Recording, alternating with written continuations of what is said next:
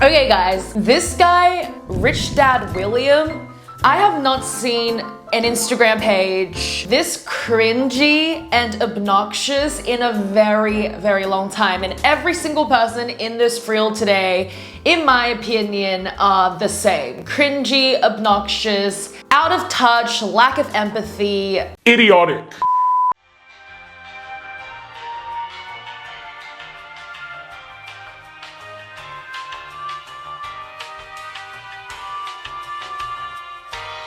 Yeah, I'm assuming that the lady he's filming is probably his wife. POV, you style like you don't deserve to shop at Hermes. And the caption is, one look at your wallet and they don't care. Dressed really, I guess, normally, modestly, a little low-key sloppy with the slippers, if you want to put it that way. Like, that's how they want it to make it out to look. And she goes to Hermes and has like two shop assistants pushing a orange Hermes box on a little push trolley in the middle of a shopping center whilst she's holding a Hermes bag. This whole like, I look broke, but I'm actually rich, but I'm still flexing that I'm shopping at Hermes. This whole narrative of crazy rich Asians is just getting boring. Like, it's so boring, it's so obnoxious. After 2029 of COVID hitting the entire world and everyone's just struggling financially and inflation and this and that, flaunting your wealth has always just been obnoxious behavior. It's giving Marie Antoinette. And that's not what you want to be giving. Someone said, may I know what's inside the big box? And this Rich Dad William stacks of Birkins. And here is where it gets worse. And then someone said, I'm blocking you now. It's been nice. I love Hermes too, but I'm on a struggle bus like many other people. My dream is simple and good, and probably completely unlike yours. May we all reach our dreams. And then he said, I do not care. And then someone said, typical, you're just jealous. You're just jealous. You're just jealous. The typical response for people that are so out of touch, are so like in lack of awareness, the softest and the weakest ever comeback and deflection, like a deflection of responsibility or self-introspection. I don't know, you're just jealous is so like weak. Weak. There's a saying that goes, the rich gets richer, the poor stays poor. Investment is a complicated game. You have to be invested in it, you have to learn from it, and I guess you have to be humble about it. Wait. Yes, you heard correctly. This is Rich Dad William, the same guy that posted about buy stacks of Birkins from Hermes and constantly flexing in his supercars, showing off his money and luxury items, was spotted in an interview teaching people how to get rich and be humble. And I guess you have to be humble about it.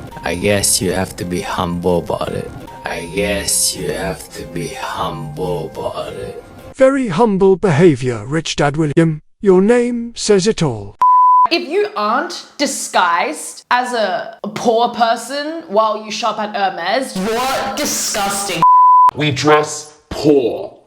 Like it's an aesthetic now. Embarrassing. It's just so embarrassing at this point. So yeah, I'm sure that all of you have heard a saying, right? A quote. It's been around for a long time. It's nothing new. It goes something like, we buy things we don't need with money that we don't have to impress the people that we do not like. It's from the famous movie, The Fight Club. Advertising has us chasing cars and clothes. Working jobs we hate, so we can buy shit we don't need. Our Great War is a spiritual war. Our Great Depression is our lives. Dear all rich people and fake rich people and anyone that flaunts their wealth, disrespectfully, nobody gives a fuck. Oh yes. Welcome back, guys. Welcome back. Jazz hands. I just wanted to quickly mention this cute little sweater vest that I'm wearing. One of my bestest friends made this for me. It's so cute. No, like she literally crocheted this for me. It's so adorable. I love the colors and it's really, really cute and wholesome. I love her for this. I just wanted to say a massive thank you to her. I hope you're watching this and I miss you so much and I love this vest. The joy is oozing out of me. Now, speaking of fake rich people, I'm sure all of you have heard of Mei Luan, the fake rich influencer. So many YouTubers have gathered like the Avengers to expose this girl for just being like totally fake rich, and it's so embarrassing for her. It's so embarrassing for her because she won't stop. Calculate together what I spent in May. Starting off, my mortgage is always $8,900. My HOA fee is $8,368. My Wi-Fi is $999. I also went to EDC and I paid for one of the days, so that was $44,241.18. Shopping was only $18,221.15. Eating out was $9,693.81, and one of them being the expensive bill in Vegas I took care of. Shopping transportation was $7,760.42. That's because I was in Vegas and selling stuff. And that brings my May total to $186,743.56. Like, doubling down works if you are in the right. Right? Like, doubling down online or in real life is really heroic. Like, something that I applaud when it's done right. Like, this person has the right to double down. But when it's done like this. I just picked up the keys to my brand new G-Wagon. I went out last weekend and I lost my $14,000 white gold diamond Cartier bracelet. So the only right thing to do was to buy a new one. Shows off excessively and it's kind of like, nobody asked for it. Like absolutely nobody. No one knew about her and no one really cares about her money, and like she's doubling down again and again and again, trying to prove, like she's fighting for her life, trying to prove she's rich. Imagine if your existence is based on fighting others back for proving how rich you are. This is the perfect example of the quote that I said earlier. Buying things that they don't need with money that they don't have to fight for their life and impress people that don't care about them at the end of the day. And her fans, which there aren't many, but like some of the fans that are following her are fighting for her life too, trying to defend this woman that she's rich. Like, what are you guys doing? It's really funny because I watched this video by Film Cooper about a month ago. It's called The Entitled Influencer Who Faked Her Entire Life. Film Cooper just exposed her and her entire generation. Little bit of digging, go a little bit into her family, and it's a little criminal. People found out their dad is Zi Kyunjang. For real, sorry if I mispronounced it, I got a Midwestern tongue. But he's a Rhode Island-based entrepreneur and commercial real estate developer. By the way, this is from his own website. Basically, people come to find out, no, her family is fucking loaded. Like, the money's loaded. He owns a bunch of shopping real estate, and at the time of this, 18 trampoline park businesses. So like Sky Zone type shit. But it also said, a family man, he has passed on the values of hard work and self-sufficiency to his children. His oldest daughter, May, manages a social media management company through which she has helped many businesses increase their revenues. Well, believe it or not, in 2011, Somerset Raynham Chinese buffet owners fined for child labor wage violations. And guess what it says in the article? New York Chinese buffet, along with its corporate president, Ji Haozhang, also known as Ji Qinzhang, are like the restaurant's leadership. That's him. But the claims against this buffet, well, among its labor claims, Fidela Martinez, 17, worked 13-hour days, 6 days a week as a child in 2009 and was not paid for $21,300 in labor. Felipe Marino is owed more than $26,000 for wages dating back to February 2008. By the way, this is like 2010-2011 type, so years. Laurentino Marino is owed more than $25,000 for work dating back to 2001. So 9 to 10 years at this point, and Abel Orozco is owed almost $39,000 for work. They like didn't pay underage workers. And this is just a speculation that they might be doing other shady things to get their money. Her daddy not the only scammer. Her daddy not the only scammer, is he now? No, May got a little bit of experience on that Depop scamming. So she also had a bunch of these like alternate accounts that she would like run businesses off of it, you know, scam type things. People found this out like by looking at her following. Like this is the following of an account, and that's her account and also her spam. So it's like, okay, 3.2 million followers. Great job, because you do a little bit of scrolling back on May's Twitter, you see back in 2016, oh my god, she posted this, all these iPhone cases and puffball keychains from Shop Acacia Lily, OMG. And the Acacia Lily Twitter, honestly, pretty great, like 78,000 followers. The reviews, I've bought a Kylie lip gloss 7 weeks ago and still haven't received my purchase, and the seller hasn't even responded to anything.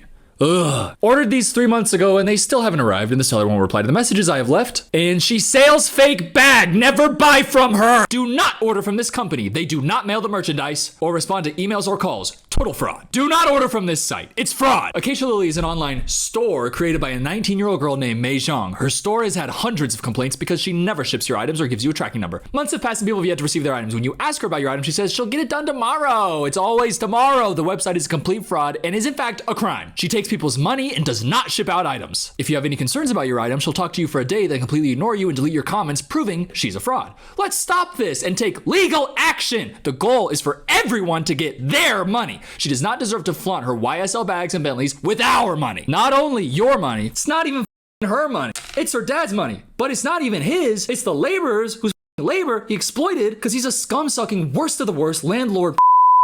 I don't know, just something about her eyes just give me like shade. Just give me like liar vibes. It's no secret that May has money. Like, she's obviously not like in poverty kind of poor, not struggling. Like, she has money. No one ever asked, no one ever cared, but no one ever assumed that she was poor, okay? But like the fact that she's fighting for her life, trying to prove like she's like this LA celebrity nepo baby type of rich, and everything that she does, she gets criticized for it. People are just targeting her and her fans are just fighting for her life, trying to prove how rich she is. It's humiliating, it's embarrassing. It must be so anxious for her. I've just never seen anyone try this hard to prove something to the world when the world really does not care. Like, I just don't get it. Like, her ego won't allow it. Like, I don't know what it is that she's trying to prove. And the most important question is, has her dad and her paid back the workers that they scammed and didn't pay back? Like, that's the question that I want to know. Like, did they get paid? Is that restaurant still available? Can we find this restaurant on Google review? These are the questions that I think that we should be asking. Gotta stay hydrated for the amount of cardio I'm about to do. We're gonna start with ready to wear.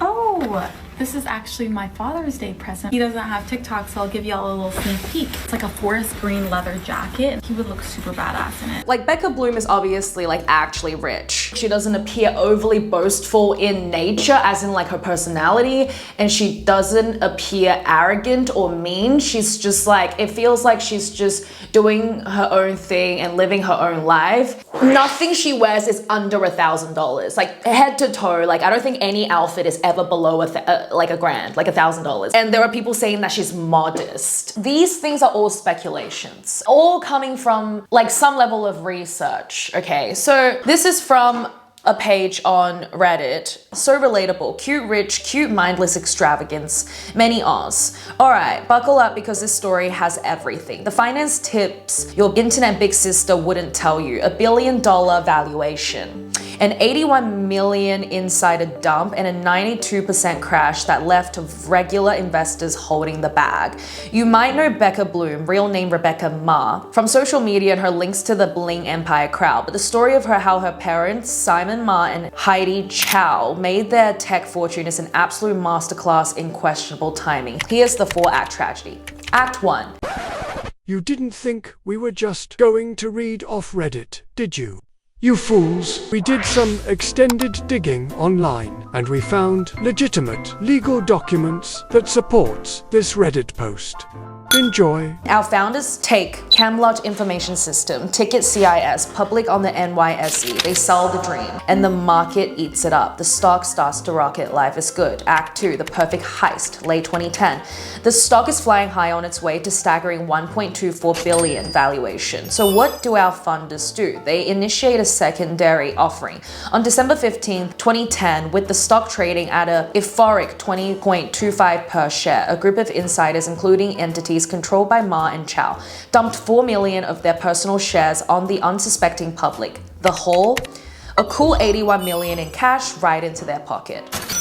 I'm not short-term greedy, I'm long-term greedy. Act 3, the wait. All is fake, moment 2011. Just a few moments after this massive cash out, the red flags start popping up. A short-term seller report drops, accusing the company of being a sham. The allegations were insane. Impossible numbers, they claim. Shamlot's revenue per employee was absurdly high compared to every other real company in their sector. Suspiciously low expenses. The cost was so low it looked like they were either hiding them or, more likely, just making the revenue numbers up to look hyper profitable. A massive class action lawsuit follows, basically accusing them of pumping the stock with fake numbers so they could execute their 81 million dump. It's too late now. Act 5, the rug pull, 2012 to 2014. As you'd expect, their stocks cratered. It plummeted from high over $26 all the way down to nothing. For anyone who brought into the hype, their investment was completely wiped out. In the grand finale, with the company in ruins, the founders took it privately for a paltry $2.05 per share, a 92% loss from the peak. They rolled their remaining equity into a new private company, effectively scurrying away from public scrutiny with their million already in the bank. Parents of a social media star took their company public, hyped it into $1 million valuation, crashed out for 81 million in cash at the top, and the company imploded amidst accusations of faking their numbers. They left investors wiped out while they walked away with a fortune and a new private company. So what do you guys think? Just another Tuesday on Wall Street, or one of the most brazen schemes you've seen? Oh, it looks like it's time to go. I'll talk to you guys later. Bye.